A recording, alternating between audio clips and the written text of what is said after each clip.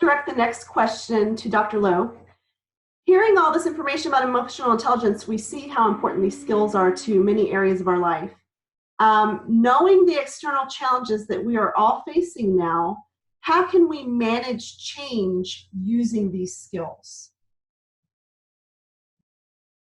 Well, that's another good question, and Rick did a good job of providing like a curriculum, if you would, of emotional intelligence that could be taught in an intentional kind of way and also could be learned in terms of self-directed kinds of ways, just through individual energy and motivation. So the one thing about change that's really important, and it's kind of been mentioned, we do it all the time, is that change, to make it meaningful to us and to be beneficial to us, really requires change to be positive and also to be healthy. You know, we want to be healthy and positive in that.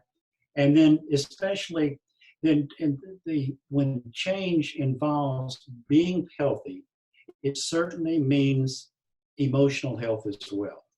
So the thing about change, and we have to remember that almost as a first item every time, is that change involves emotions. So some of the skills that Rick provided an overview for had to do with social skills, emotional skills, you know, intelligent, self-directed skills, if you would, and then taking good care of ourselves on the inside. So, you know, you don't have to be like an expert in emotions. You need a practical way of thinking about emotions. And it's important for all of us to know and then to remember that emotions are impulses to act. You know, they're not just out there neutral and say, well, that's an interesting idea. Let's talk a little bit more about this anger that I'm building up inside. It means that something is happening, it's important, and it's an attempt to move toward or away from something with the intent to change it in some way. So then, you know, it's easy to think about the emotion of anger because we've all experienced that. I mean, we've been subject to someone being really angry at us, sometimes in really difficult situations, you know, in terms of like violence even, or other very negative, harmful kinds of pressures related to anger. Well, we also, you know that fear is an emotion. It's a good emotion, just like anger can serve us in very good, positive, constructive ways. And fear can also keep us from doing something that we're not quite confident in, that we're not quite sure whether, you know, we should do this or not do this, or, you know, learn these skills now to improve our career outlook, for example. And so the point that Rick made, you know, about anger being reframed or constructed in a different way to anger management with assertion or fear management with assertion, those are really good ideas and things to remember. And also sadness. I mean, we all experience sadness in our life. That can be both routine and just a part of when sad things happen, or it can be really personal, like when loss of something or someone that's dear to us. And so we know that's going to happen. It's happened already. So it's helpful to learn, you know, these kinds of skills that we're talking about to better prepare that in the future. So it's important to learn how to reflect, not just react. So the impulsive nature of emotions almost leads us in a direction to act. It's important to learn the value of reflection and being able to reflect rather than react. And then certainly in that brief definition, to be constructive, and that basically means not destructive or not inappropriate or not something that takes away from our ability to do something well. So that's a part of it too.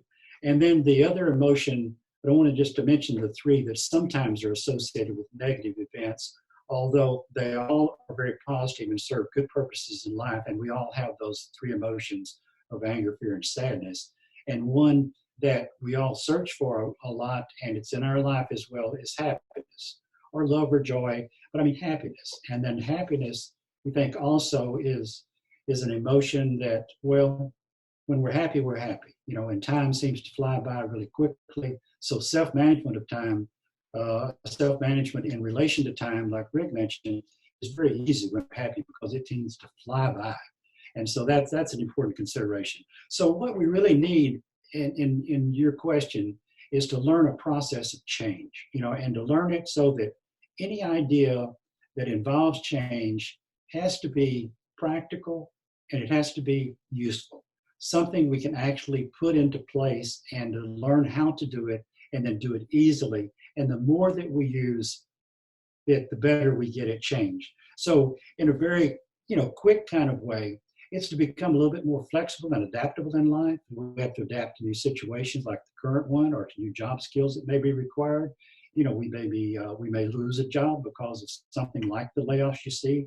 Everything relates to learning more about research on medicine, and health as currently being discussed every minute of the day, it seems like, and also of how are we going to be able to continue relatively normal lives and get back to work, do things that are constructive and help us to make a living and get through in our life.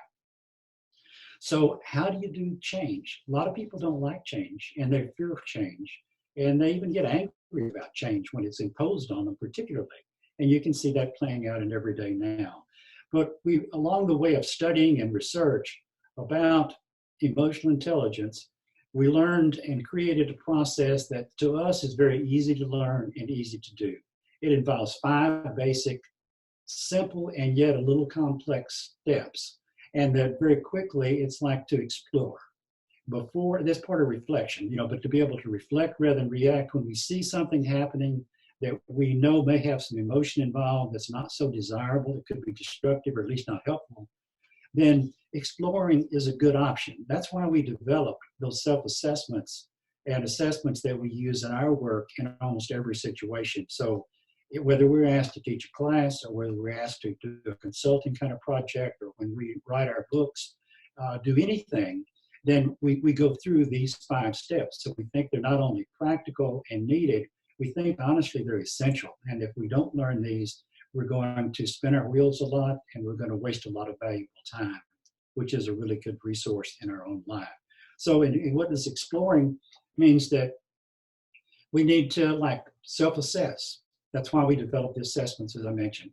The second step really is to identify, and that's to become more self-aware. Awareness is a real key aspect of being able to be successful and effective and healthy and to make change. So in the assessment processes, we identify our strengths. We always want to, we want to use our strengths that we have and then to build up areas that we might not have. So if we're not good at managing anger, that could be one of those skills that Rick mentioned that we could focus on and learn because it is a skill. Then the third one is to understand things better, and particularly to self-understand things better. And so self-understanding means to learn a little bit more about emotions, learn how they affect us, the positive qualities they bring to our life, and also to negate the harmful ones. And that's like to build up our self-knowledge about things that are important to ourselves, our health, and our career. And then the fourth step is to develop, and that's to learn. And that's to learn to build up our skills, to develop like an EI toolkit, if you would, or a toolbox that includes those 10 skills and potential problematic areas that are reframed into skills. And then that takes practice. Like any skill, it's just like any skill that you want to learn to a higher level. It requires practice, practice, practice, and it helps to have a good teacher, a good coach, a good mentor, someone who is very helpful and caring and kind of watches after our progress in that. That's how you're so important to students in the classroom. And then the fifth level of it really is not only to know about that and to go, but it is to be able to do it. And that's to be able to apply and model those skills in real life experience and real time. That does require practice, so we have to make mistakes, relearn, refine those skills, get better at it the next time. And that's where experience comes in. When we learn from experience to make better judgments in the present as a result of experience and combining with skills like the ones we're talking about, that's when we become to be able to think a little bit more constructively and to act a little wiser because it helps us move in positive directions. Great, thank you so much. Those are some very valuable tips to help many of the people listening kind of get through different portions of what we're all facing.